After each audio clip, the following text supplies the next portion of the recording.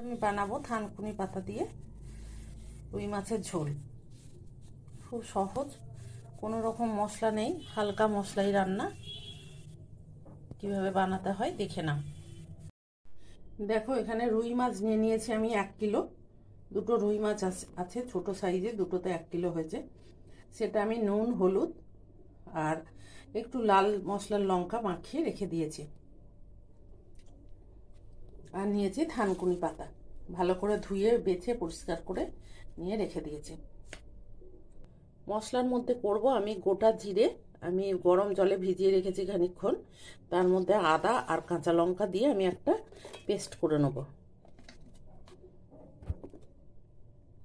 দেখো, আমি একটা মিহি পেস্ট করে নিয়েছি।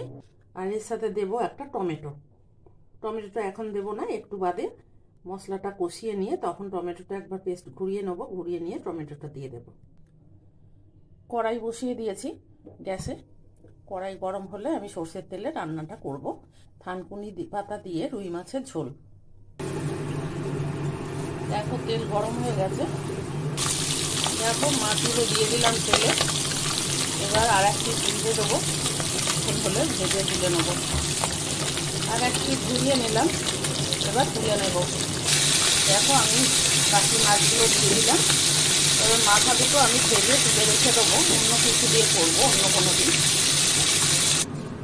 সব মাছ ভাজা হয়ে গেছে। এবার আমি ওই তেলেই কালো জিরে ফোড়নে দিয়ে দেবো আর দেবো কয়েকটা তেজপাতা।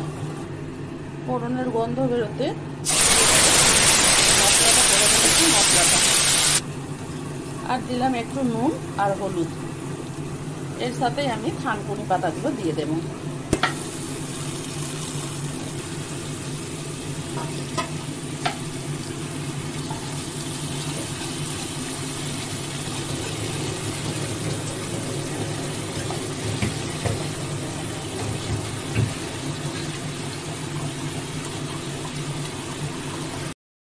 ভালো করে কষিয়ে নেবো পাতাগুলো।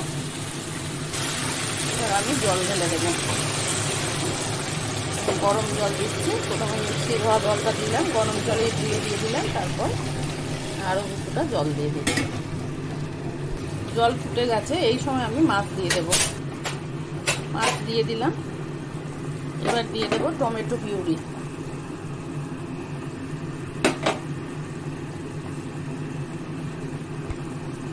তেজপাতাগুলো তুলে ফেলে দিলাম।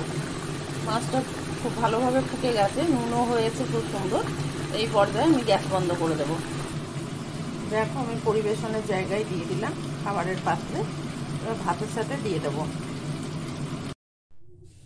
দেখো, এবার আমি ভাতের সাথে দিয়ে দেব। দেখো, দিয়ে দিলাম। তোমরা বানিয়ে করো, খুব সুন্দর খেতে। আর থানকুনি পাতা তো ওষুধ, উপকারী উপকার। বানিয়ে আমাকে জানিও কেমন বানিয়েছো। গুড বাই বন্ধুরা, আবার দেখা হবে।